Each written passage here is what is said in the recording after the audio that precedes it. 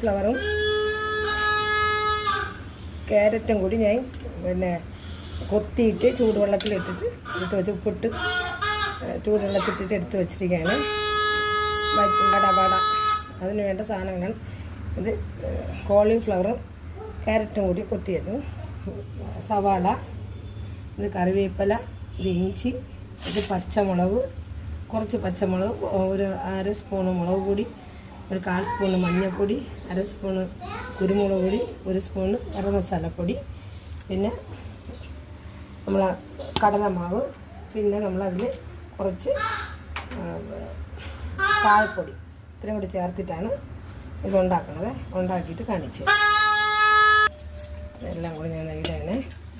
പിന്നെ കുറച്ച് ഉപ്പിട്ടില്ല, ഇഞ്ചി, മുളക്, എല്ലാ പൊടിയും കൂടി കുറച്ച് ഉപ്പെടുക്കട്ടെ.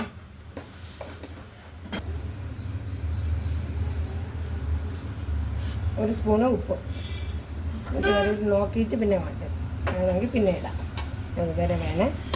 കുറച്ച് വെള്ളം തളിച്ച് ആദ്യം ഇത് വരവിട്ട് വെള്ളത്തിന് ആവശ്യമുള്ള വെള്ളം എടുത്തിട്ട് ചേർക്കുക. ഇതിൽ തന്നെ മിക്കവാറും കാണും. കുറച്ചിട്ട് ഒന്നും ചേർക്കണം. ഇപ്പം ഞാൻ അവിടെ ഇട്ടെ എല്ലാം ഞാൻ കൂടി ചേർക്കാം.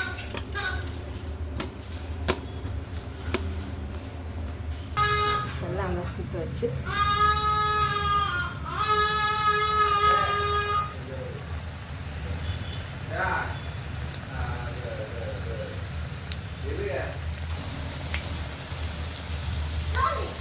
അതുപോലെ എല്ലാവരും ഉണ്ടാക്കി നോക്കണം കേട്ടോ. നല്ല ടേസ്റ്റുള്ള സാധനമാണിത്.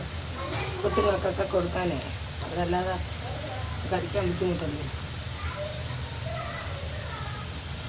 കോളിഫ്ലവറും ക്യാരറ്റ്, ചെറിയ സവാള, ഇഞ്ചി, പച്ചമുളക്, കറിവേപ്പില എല്ലാം കൂടി ചേർക്കണം. പിന്നെ മുളക് പൊടി, ഗരം മസാലപ്പൊടി, കായം, പിന്നെ നമ്മൾ ചേർത്തേക്കുന്നത് കടലമാവാണ്.